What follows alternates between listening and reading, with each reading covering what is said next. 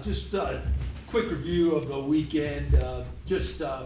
Incredible crowd, really amazing group of alumni that came back to see us. So proud to see so many of our former players back. We're disappointed about how we played. We played a talented team. They have some talented players, and we didn't respond enough.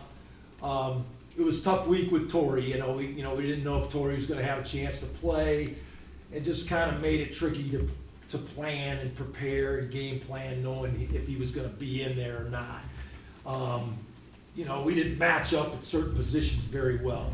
I think that was obvious. And the only thing I would take back is how to attack them a little differently with some of the matchups. We didn't have the same sort of matchups we had a year ago. And, we played two pretty talented teams so far. And two teams that have invested a lot in NIL in the offseason, and they've gotten better. We got to find ways to continue to get better, and not just hold on and maintain in that area in the offseason. But talented team. We had some guys that did some good things, but not nearly enough in that game. And after 3 games, I reviewed with the team today. We played a couple of good teams. Texas is #1 now. We got to get a hold of our turnovers. That was the biggest thing that I was most disappointed about the game Saturday. If we could have held on to the football in the red zone, we would have made it interesting at the end of the game. That's an area we got to be better. We got to cover better on defense. We're giving up too many easy throws. We got to be more competitive, and we got to be more disruptive. We're not getting a whole lot of pressure right now, and we're not getting turnovers defensively. So those are areas we got to improve. I have slowed the game down on offense a little bit because we were playing some really talented people these first 3 weeks, and I felt like to give our defense a chance, I needed to slow down the game a little bit and run it a little bit more. We need to get our playmakers involved, and we need to get it going offensively. And we got talent, we can score, and we need to respond to that. And so we got 9 games left. We got a lot of season left, and we got all of our goals in front of us that we want to accomplish in our conference and in the remaining 9 games. We're not where we want to be exactly right now, but we have to be active participants in getting ourselves where we want to be. And we had a great practice today, and really excited about getting back out there tomorrow. We play a good game, UTEP team. This is a new staff. Scotty Walden's taken this program over. They are very challenging schematically. They go fast on offense. They use a lot of fast, skilled players. Their quarterback's very capable, and they put pressure on you. They're going to try to run a lot of plays and go fast. Defensively, they'll drop 8, and then they'll blitz everybody. And so they move in and out of an odd front with very active, skilled players. They play extremely hard. And like us, they played a couple of quality opponents. They played Nebraska, they played Liberty, and played them hard.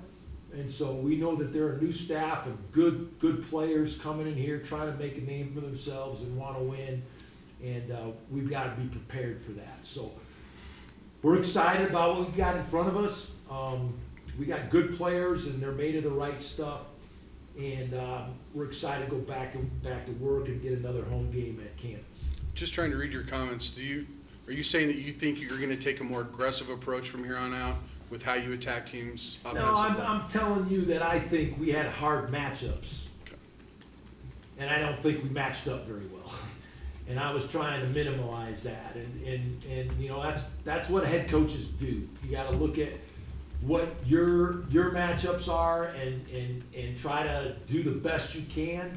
And I made the best decision that I could at the time. We're playing University of Texas. They got a lot of talent. Okay, they got the best talent money can buy.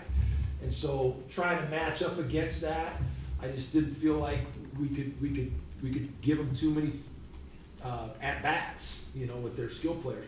And, you know, and Colorado's improved their roster. They're better than they were last year. And I think that's the best game they played personally that I've seen on film. They played very well defensively. They got a lot of guys that can cover, okay? And, you know, and Torrey was not 100% and probably shouldn't have played, you know. But anyway, you know, it's you know, those are decisions that head coaches have to make. And you know, I know we can do a lot better, and I know we can get a lot more people involved, and we'll do that moving forward. You did mention your defense and how you cover. Right now, teams, when they get in the red zone against you, are scoring, and they're scoring touchdowns. How big a concern is that? What things do you look at in terms of red zone defense? You know, my concern about our defense is that, you know, it's our job of the defense to make their quarterback have a bad day, okay? And so we have to be more disruptive. We got to challenge more balls, and we got to play competitive defense. And that doesn't mean man all the time. You don't have to play man coverage and play tight coverage, but you got to be aggressive and you got to challenge receivers, and we got to have more of that, you know. And I talk to our kids about it and our coaches, and we got to be more aggressive. That's just the bottom line. And we got to make quarterbacks have tough days when they play us. And you know, that hasn't happened as of yet, and we need to start making it happen this week. Is that the biggest missing component defensively so far, is just the pass rush? Well, I think you know, this is a different era of football. You know, every year we have new players that we got to get involved in our game plan, and you know, same thing on offense with our receivers. You know, we don't have the same receivers we lined up against Colorado last year. They're all different, except for Torrey, and we got to get those guys involved in the game with confidence. And so that's a process. And same thing defensively. I think, you know, we don't have a Mo Camara, but we got a bunch of capable guys that have to be disciplined, play with great fundamentals, and be relentless. And I think we can have a good pass rush. Have we had a great pass rush so far? Not really. But we got to be better, and I believe we can be. Do you feel like it's been difficult for the offensive guys in some ways to have maybe a different game plan for, like you say, those couple games than, you know, what they expect for, you know, the course of the whole season? Yeah, but I mean, you have to be able to adjust, and that's part of maturity, and you know, and I think the things that our guys have done and Braden has had to do is going to help him be a better football player. And you know, I had a long talk with him this morning. I mean, the things that he's doing are as much different than he's done before. You know, reading the run game, understanding the run checks. It's what you have to do in the National Football League. And so I think he'll take that. You know, it's Braden's job to bring his guys along now.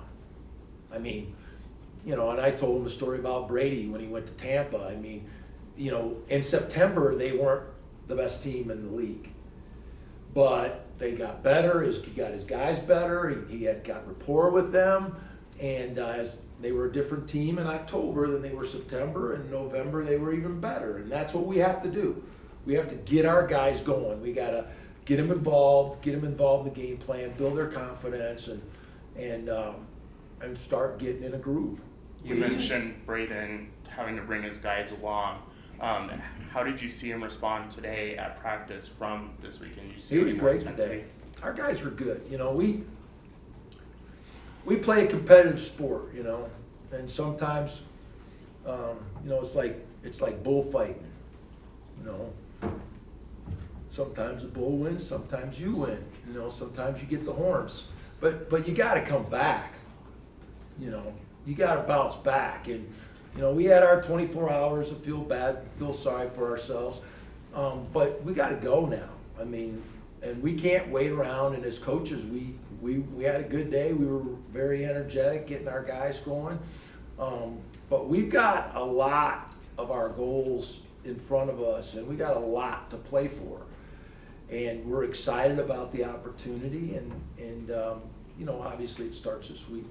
Going back to your coverage, is there parts of it where you've been happy? Like, do you think you've been doing a better I thought our job? corners were a little bit better this week. They were more aggressive and more physical. But we've got to, I mean, collectively, we got to make it hard to throw the football. Right. And you know, we're not there right now. I mean, and preseason stats are kind of, they're skewed. They could change very quickly, depending on who your opponents are.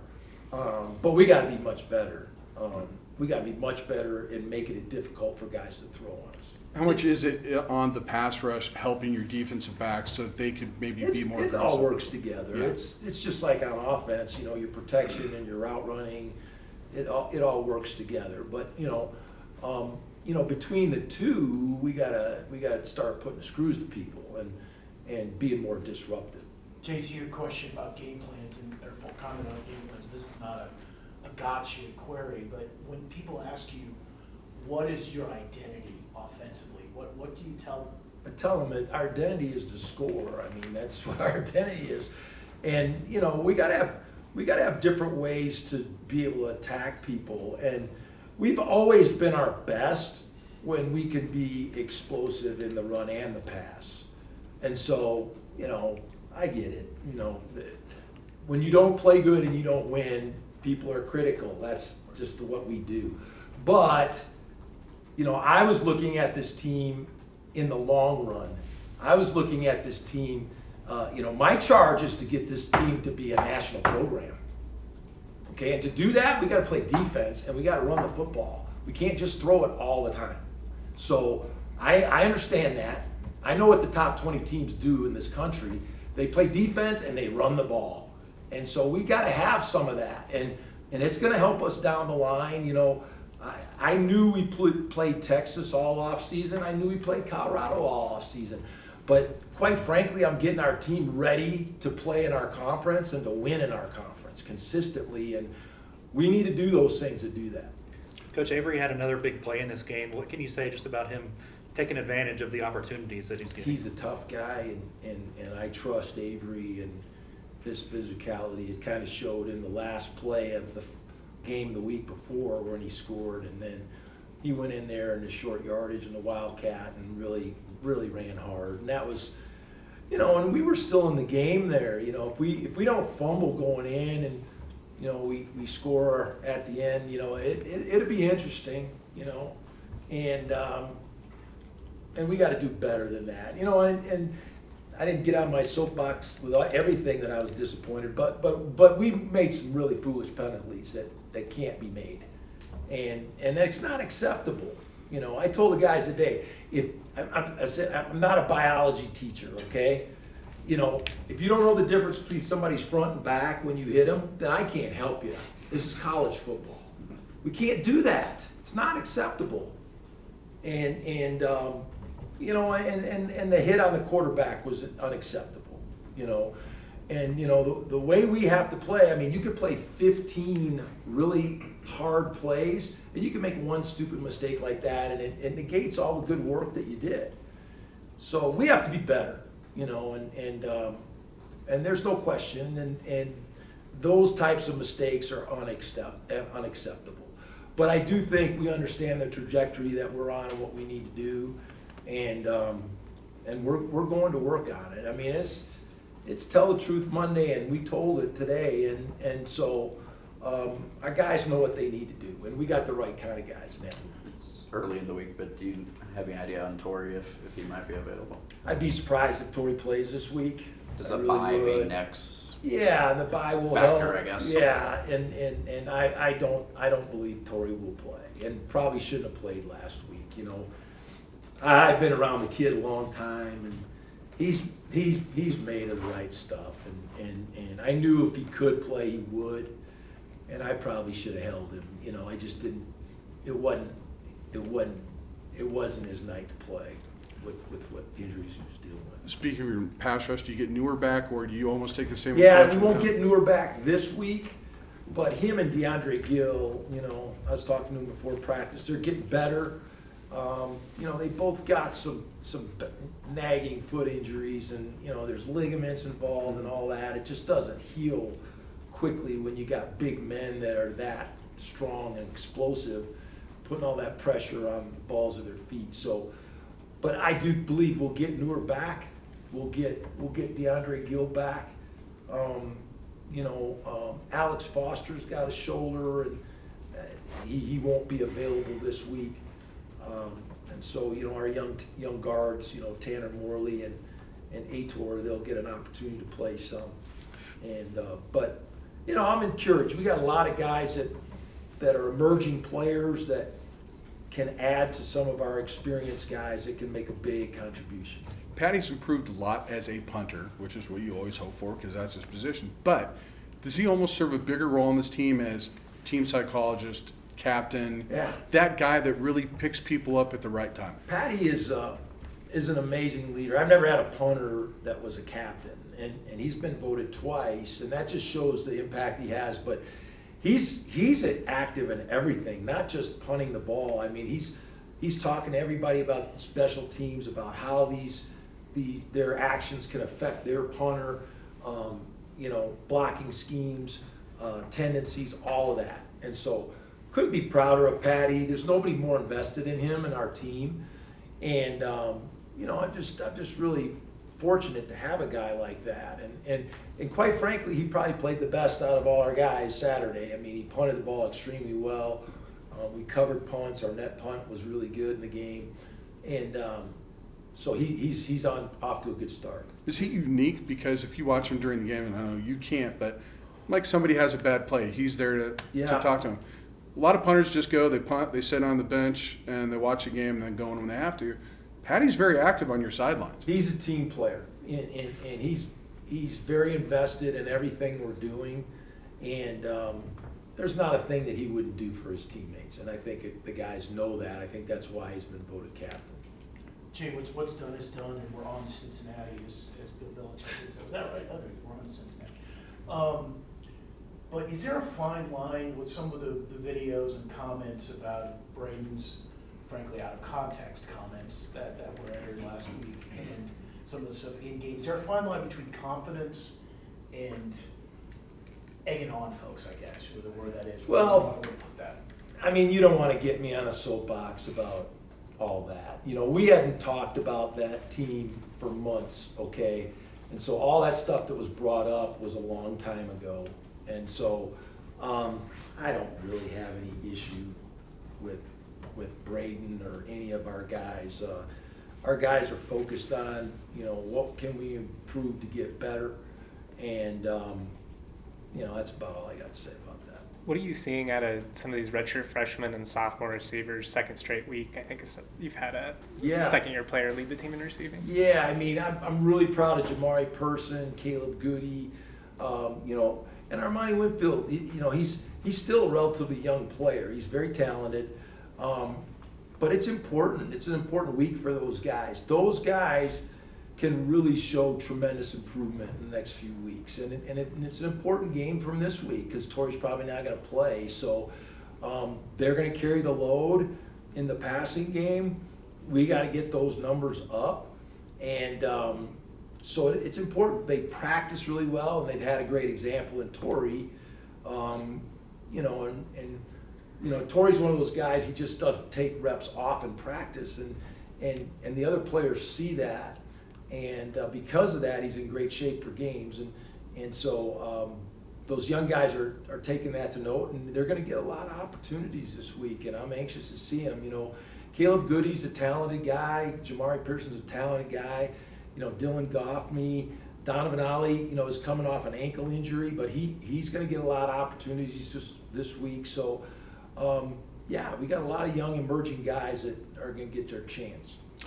In that group, Vince is obviously taking over for a guy that was highly productive in his position. You been happy with Vince's development? Yeah, I am happy. It's tough to replace the production of a Dallin Hoker. Now, I mean, he's playing with the New Orleans Saints, and they're scoring a ton of points. But it's hard to that production is hard to replace, and so we're looking to replace the production that we lost last year, and I believe we're going to get there. We believe in the kids, and we haven't had it yet. And so we gotta work towards that, and we gotta keep building with those guys and get the rapport. When you play the way we play, there's a lot of nuances and signals and all kind of things that guys got to be on the same page before.